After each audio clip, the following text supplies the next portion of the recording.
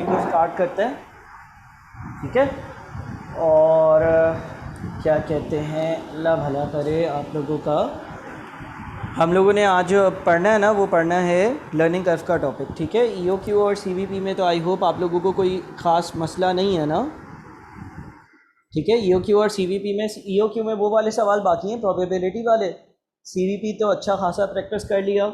तो अब learning curve और लेबर जो है, लेबर एंड लर्निंग कर्व का चैप्टर स्टार्ट करते हैं, सही है। सबसे पहले लर्निंग कर्व देखते हैं कि भाई लर्निंग कर्व जो है ये आपका दूसरे टॉपिक्स के साथ मिलकर भी आता है, तो आखिर इसमें है क्या।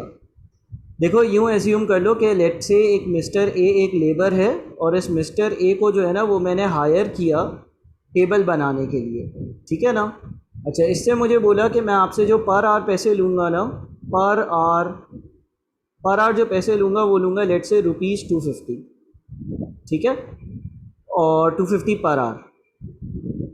अच्छा, इसने पहला टेबल जो है ना, पहला टेबल इसने जो है ना वो 10 घंटे में बनाया, तो इसने 250 रुपीज़ के हिसाब से मुझसे जो मजदूरी ली वो 2500 रुपये ली। फिर इसको मैंने बोला यार ऐसा ही एक और टेबल बना दो, ऐसा ही बिल्कुल सेम, ऐसा ही दिखने में हो, ऐसा ही नक्शे में हो, बिल्कुल सेम टेबल हो, ऐसा ही एक और टेबल बना दो। तो इसने वो वाले टेबल जो है ना वो 8 घंटे में बना दिया। 2 घंटे कम लगे। क्यों 2 घंटे कम लगे? इसलिए 2 घंटे कम लगे क्योंकि जब आप कोई चीज़ पहली बार कर रहे होते हो तो आपको ज़्यादा टाइम लगता है, ठीक है ना। ये पहली बार कर रहा था, लेकिन जब आप कोई चीज़ दूसरी बार करते हो तो जाहिर है पहली बार का आपके पास एक्सपीरियंस होता है, पहली बार की आपके पास नॉलेज होती है, तो दूसरी बार वही काम करने के लिए कंपैरेटिवली आपको कम टाइम लग रहा होता है। ये इसी तरह से कि जिस तरह से आप किसी बुक की रीडिंग करो, तो पहली बार जब आप बुक को रीड करोगे, तो आपको क्या होगा, ज़्यादा टाइम लगेगा। दूसरी बार जब आप सेम बुक रीड करोगे तो क्या होगा, दूसरी बार बुक रीड करने के लिए कंपैरेटिवली आपको कम टाइम लग रहा होगा। इसी तरह से यहाँ पर भी है कि अगर आप पहली बार कोई चीज़ करोगे तो आपको ज़्यादा टाइम लगेगा, दूसरी बार वही चीज़ कर रहे होंगे तो कम टाइम लगेगा। फिर मैंने इसको बोला यार एक और टेबल बनाओ, यानी कि टेबल नंबर 3 बनाओ। उसने वो टेबल जो है वो 7 घंटे में बना दिया। तो 7 घंटे की इसको पेमेंट गई, क्योंकि इसको मैं पर आवर पैसे पे करता था, तो ये 1750 रुपये गए फॉर द थर्ड टेबल।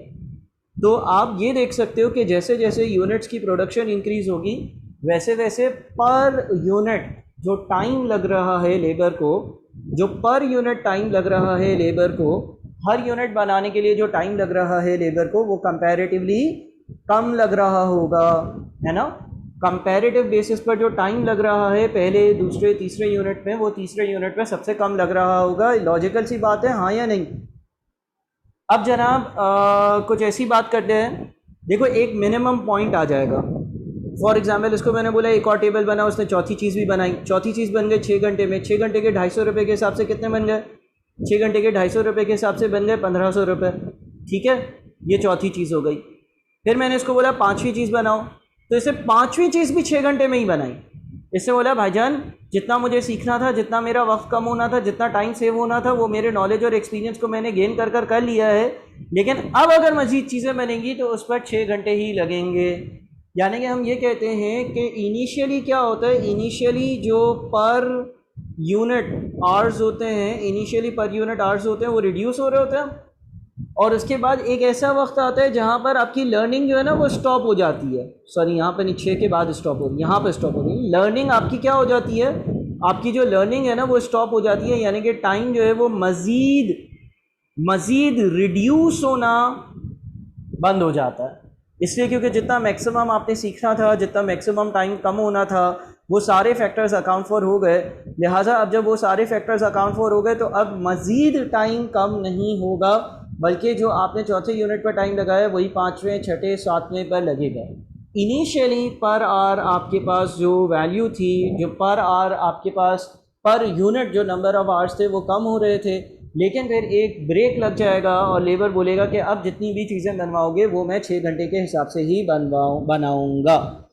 इस इम्पैक्ट को हम लर्निंग कर्व कहते हैं। लर्निंग कर्व का मतलब ये है कि आपने जब लेबर की कॉस्ट की कैलकुलेशन करनी है तो इस चीज़ का ख्याल रखना है कि लेबर को हर चीज़ बनाने में सेम वक्त नहीं लगता, बल्कि वो सेम वक्त जो होता है वो with the passage of time कम होता रहता है, रिड्यूस होता रहता है, ठीक है। बात समझ में आ गई?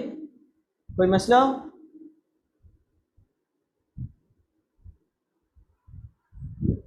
अच्छा जी, अब हम जब लर्निंग करके सवाल करेंगे ना तो दो अप्रोचेस होंगी। पहली अप्रोच होगी टेबल अप्रोच, पहली अप्रोच होगी टेबल अप्रोच, ठीक है। और दूसरी जो अप्रोच होगी वो फॉर्मूला अप्रोच होगी। तो आप लोग ये काम करो, बेसिक सी एग्जांपल तो आप लोग समझ गए हो दिमाग में आपके। आप लोग अपने पास हेडिंग डालो टेबल अप्रोच, अपने पास हेडिंग डालो टेबल अप्रोच, ठीक है। अपने पास हेडिंग डालो table approach.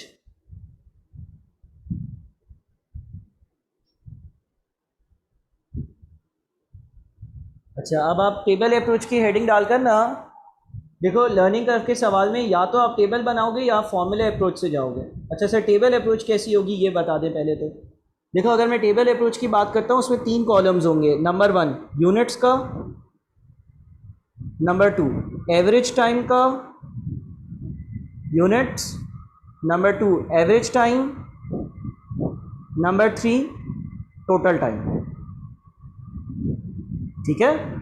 Units, average time, total time, units, average time, total time. अच्छा, टेबल जो होगा ना उसमें जो नंबर ऑफ यूनिट्स होंगे ना वो मल्टीपल ऑफ 2 में चल रहे होंगे। यानी कि एक यूनिट, एक को 2 से मल्टीप्लाई करो 2, 2 से 2 को मल्टीप्लाई करो 4, 4 इंटू 2 8, 8 इंटू 2 16। हमेशा याद रखना टेबल अप्रोच में यूनिट जो है वो मल्टीपल ऑफ 2 में चल रहे होंगे। टेबल अप्रोच में जो नंबर ऑफ यूनिट्स होंगे वो मल्टीपल ऑफ 2 में चल रहे होंगे। अब आप एज्यूम कर लो कि पहला यूनिट बनाने के लिए 100 घंटे लगते हैं। आप एज्यूम कर लो कि पहला यूनिट बनाने के लिए 100 घंटे लगते हैं। पहला यूनिट 100 घंटे में मुकम्मल होता है, पहला यूनिट 100 घंटे में बनता है। पहला यूनिट जो है ना वो 100 घंटे में बनता है। एज्यूम कर लो कि पहला यूनिट जो है वो 100 घंटे में बनता है। एज्यूम कर लो कि पहला यूनिट जो है ना वो 100 घंटे में बनता है। तो मुझे बताओ कि 100 घंटे में अगर पहला यूनिट बनता है, टोटल टाइम अगर एक यूनिट का 100 है तो एवरेज टाइम क्या होगा? एवरेज टाइम क्या होगा? एक यूनिट का एवरेज टाइम क्या होगा?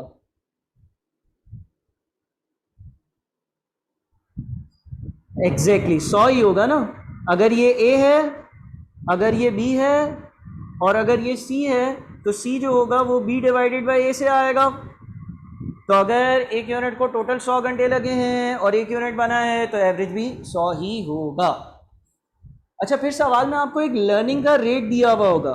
सवाल में आपको एक लर्निंग रेट दिया हुआ होगा, ये सवाल में पहले से ही ऑलरेडी अवेलेबल होगा। लेट से लर्निंग रेट दिया हुआ है 80%। सवाल में आपको लर्निंग का रेट दिया हुआ है 80%। अब अगर 80% का लर्निंग का रेट दिया हुआ है ना, लर्निंग का रेट अप्लाई होगा, अप्लाई अप्लाई होगा ऑन एवरेज, अप्लाई होगा ऑन एवरेज। लर्निंग का रेट जो है ना वो अप्लाई होगा ऑन एवरेज। लर्निंग का रेट जो है ना वो अप्लाई होगा ऑन एवरेज। यानी कि आप क्या करो, एक यूनिट का जो आपके पास एवरेज टाइम आ रहा है ना उसको 80% से मल्टीप्लाई करो तो क्या आता है सर? 80 आता है। ये 2 यूनिट्स का एवरेज टाइम होगा। मैं वापस से रिपीट करता हूँ, 2 यूनिट्स का एवरेज टाइम निकालने के लिए क्या करोगे? पहले यूनिट के एवरेज टाइम को लर्निंग के रेट से मल्टीप्लाई करोगे। लर्निंग का रेट सवाल में दिया हुआ होगा। अगर एक यूनिट का एवरेज टाइम 100 घंटे है और 80% का लर्निंग रेट है तो 100 का 80% 80 बनता। ये 2 यूनिट्स का एवरेज टाइम आ गया। आप मुझे बताओ 2 यूनिट्स का टोटल टाइम कैसे आएगा? 2 यूनिट्स का टोटल टाइम कैसे आएगा? हाँ, 2 यूनिट्स का टोटल टाइम सिंपली 2 इंटू 80 यानी कि 160। अच्छा, फिर इसको वापस से 80% से मल्टीप्लाई करो।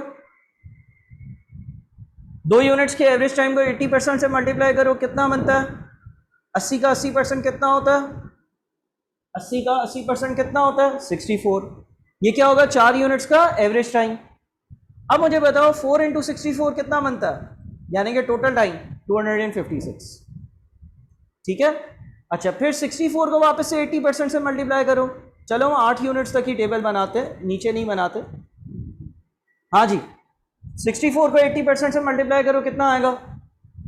51.2। 51.2 आ गया। अब आप क्या करो, 51.2 रेट मल्टीप्लाई करो, कितना बनता है? 409.6, ठीक है ना।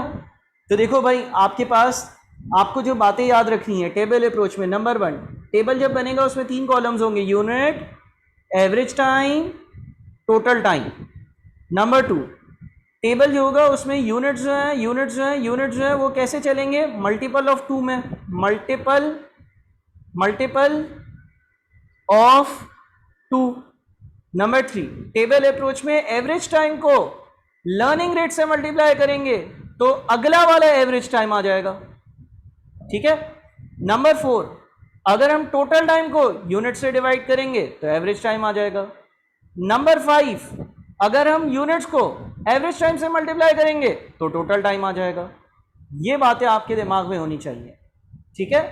अब मुझे एक बात बताओ, ये जो आपके सामने सिनेरियो आ रहा है, first unit, second unit, third unit, fourth unit, ठीक है, पहला यूनिट कितनी देर में बन रहा है? अगर कोई आपसे पूछे कि पहले यूनिट को बनने में कितना टाइम लग रहा है तो क्या आंसर होगा? सर पहला यूनिट 100 घंटे में बन रहा है, हमारा आंसर 100 होगा।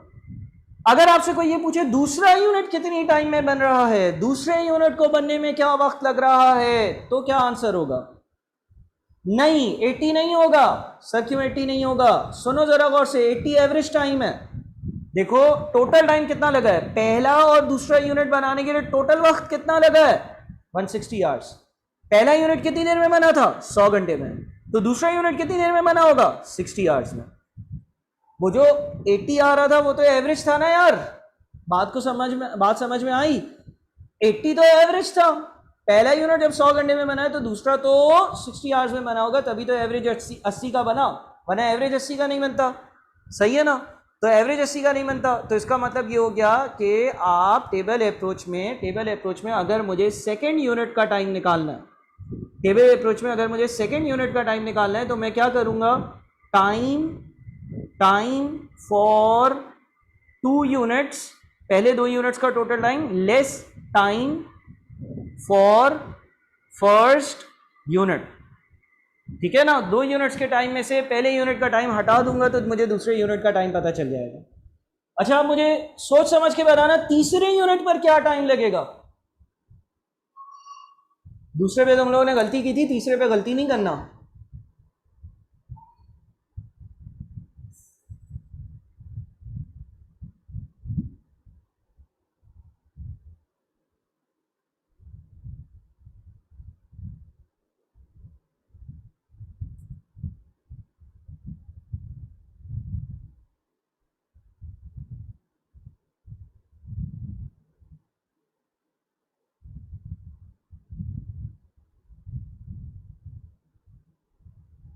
फोर्टी एट कैसे यार? डिवाइडेड बाई 2 क्यों कर रहे हो चंदा? अभी हमने ऊपर क्या कॉन्सेप्ट पढ़ा? अभी हमने कॉन्सेप्ट पढ़ा ना, जब तक लर्निंग नहीं रुकेगी हर अगले यूनिट पर कम टाइम लगेगा, 10 घंटे, 8 घंटे, 7 घंटे। तुम तो अगर 48, तुम क्या कर रहे हो? तुम देख रहे हो कि यार जो 4 यूनिट्स हैं वो 256 आवर्स में बने, इसमें से पहले 2 यूनिट 160 आवर्स में बने थे, इसका मतलब तीसरा चौथा यूनिट 96 आवर्स में बना है। अब अगर इसको मैं 2 से डिवाइड कर देता हूँ और 48 लिख लेता हूँ तो तुम तो एज्यूम कर रहे हो कि पहला यूनिट 100 घंटे में बना, दूसरा यूनिट 60 आवर्स में बना, तीसरा यूनिट 48 आवर्स में बना, चौथा यूनिट भी 48 आवर्स में बना। लर्निंग थोड़ी रुकी है यहाँ पर, तुम तो एज्यूम कर रहे हो लर्निंग रुक गई है ना, ऐसा थोड़ी बात, ठीक है। तो जनाब क्या आंसर होना चाहिए? आंसर ये होगा कि टेबल अप्रोच से इतना सफिशिएंट डेटा हमारे पास नहीं होता कि हम ये बता सकें कि तीसरा यूनिट कितनी देर में बनेगा, है ही नहीं इतना डेटा, ठीक है। हाँ हम ये बता सकते हैं पहला यूनिट कितनी देर में बना, हम ये बता सकते हैं दूसरा यूनिट कितनी देर में बना, हम ये बता सकते हैं कि तीसरा एंड चौथा यूनिट कितनी देर में बना, हम ये बता सकते हैं कि थर्ड एंड फोर्थ यूनिट मिलकर कितने टाइम में बना। और वो कैसे बताएंगे? 256 माइनस 160 यानी कि 96। बट हम ये नहीं बता सकते हैं टेबल अप्रोच में कि तीसरा यूनिट कितनी देर में बना। हाँ यूनिट्स हमेशा मल्टीपल ऑफ 2 में ही चलेगा, यही टेबल अप्रोच की एक लिमिटेशन है। और क्योंकि यूनिट्स मल्टीपल ऑफ 2 में चलेंगे तो मैं हर लेवल ऑफ एक्टिविटी के हिसाब से आंसर नहीं बता पाता, ठीक है। डन हो गया? चलो जी, इसको ज़रा कॉपी कर लो। ज़हीन तुम लेट आए हो, थोड़ा सा जो है वो आपस में आप लोग डिस्कस कर लो, 2 मिनट देता हूँ मैं। देख लो ज़रा, कॉपी कर लो ज़हीन, आगे वाली चीज़ें जो है वो कंटिन्यूशन में रखना।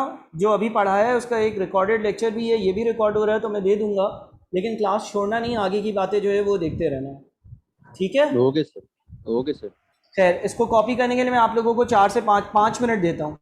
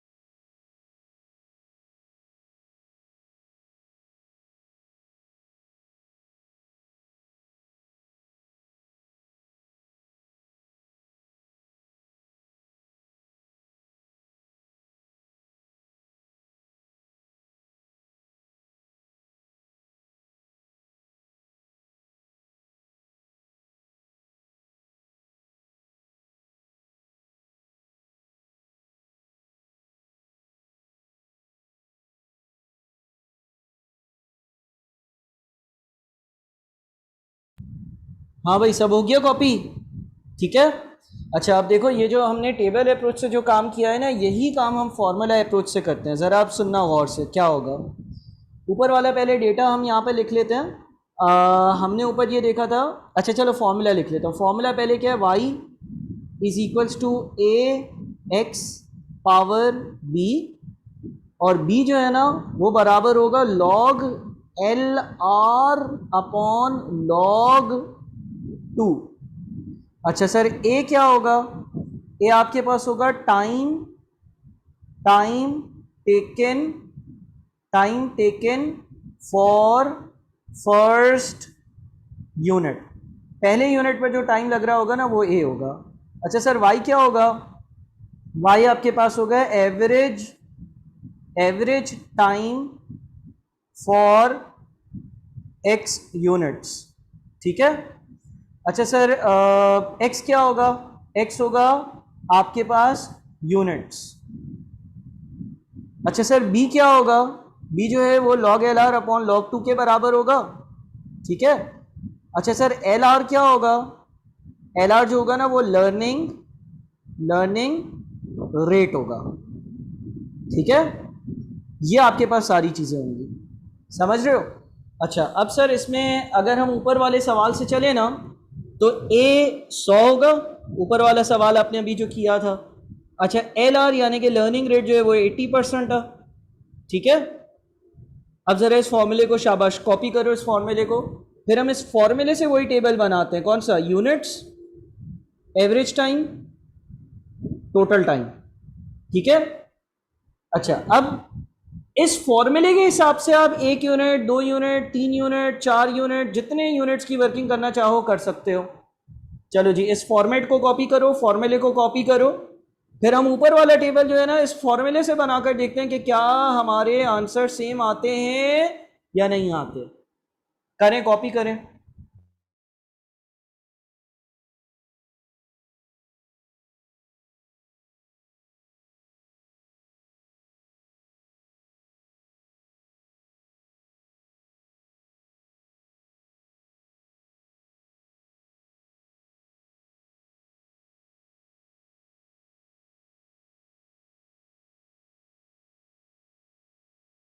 अच्छा जी कर लिया कॉपी।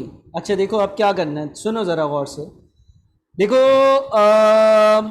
अगर लेट से हम 2 यूनिट्स का, या चलो मैं 4 यूनिट्स की वर्किंग करता हूँ, 4 यूनिट्स का एवरेज टाइम निकालते हैं वाई। अच्छा पहले बी ढूंढ लेते हैं। बी कैसे ढूंढेंगे सर? बी क्या आएगा? बी होगा log एल आर यानी कि log 80% divided by log of 2, ठीक है ना। तो आपका बी क्या बनेगा बताओ? 80% का मतलब है 0.8 ना, log 0.8 अपॉन log 2, ये कैलकुलेटर से कैलकुलेट करो कितना बनता है log 0.8 upon log 2। log 0.8 upon log 2 कितना बनता है कैलकुलेटर से? कैलकुलेट करो।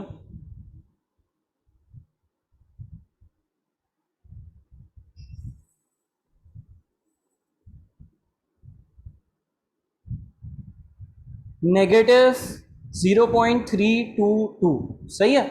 अच्छा अब क्या करो, अब लेट से 4 यूनिट्स का एवरेज टाइम निकालते हैं। तो ए यानी कि पहले यूनिट पे लगने वाला टाइम मल्टीप्लाइड बाई एक्स यानी कि 4 पावर नेगेटिव 0.322। 4 यूनिट्स का एवरेज टाइम कितना आता है देखो?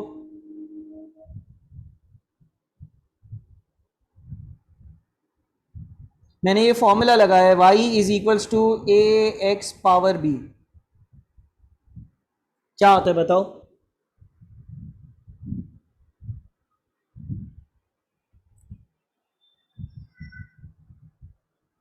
63.9 यानी कि तकरीबन 64 बना, यानी कि ये 64 हो गया। 4 यूनिट्स का एवरेज टाइम आ गया। इसी तरह से तुम 1 यूनिट, 2 यूनिट, 3 यूनिट का एवरेज टाइम और फिर एवरेज टाइम को यूनिट से मल्टीप्लाई कर कर टोटल टाइम्स निकालो। शाबाश, करो जरा, ठीक है करो।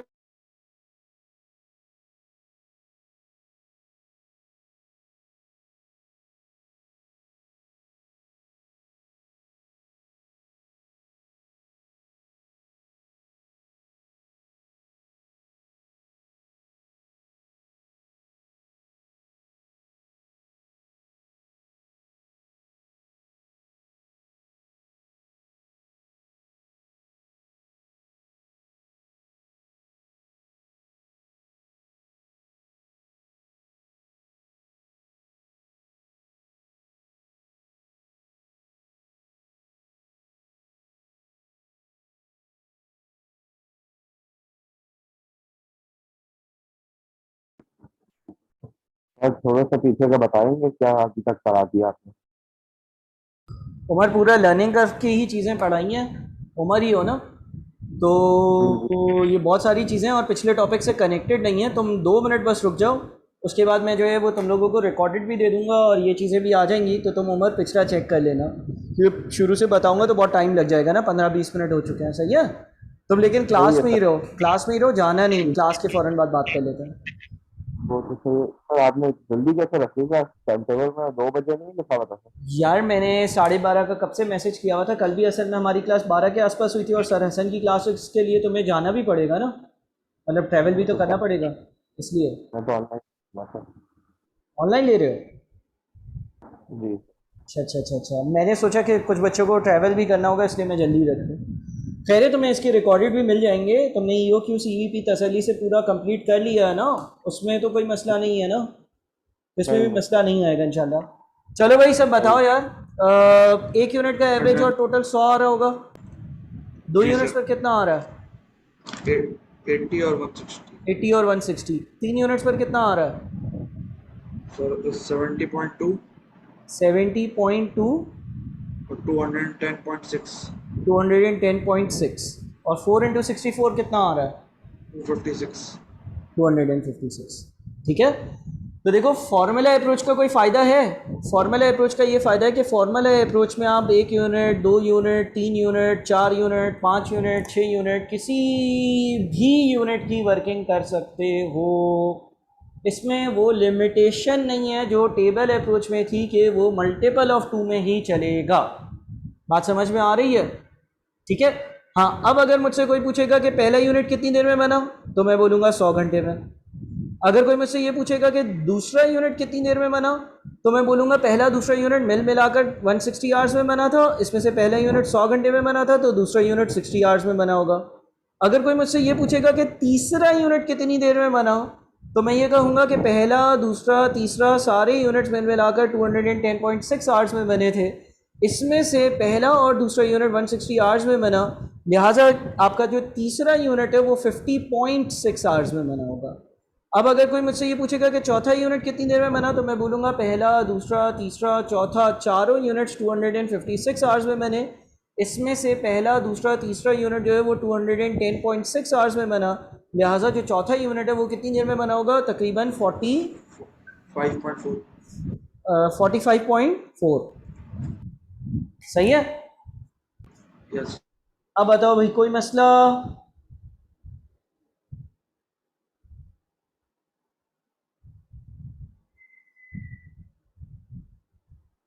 ठीक है, कोई मसला तो नहीं है।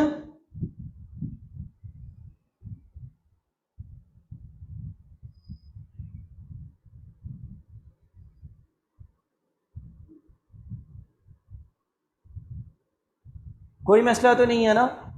अब भाई एक काम करो, ये 30 मिनट्स के आसपास का आज का सेशन है, तुम लोग ये 30 मिनट्स का सेशन देखना, ठीक है।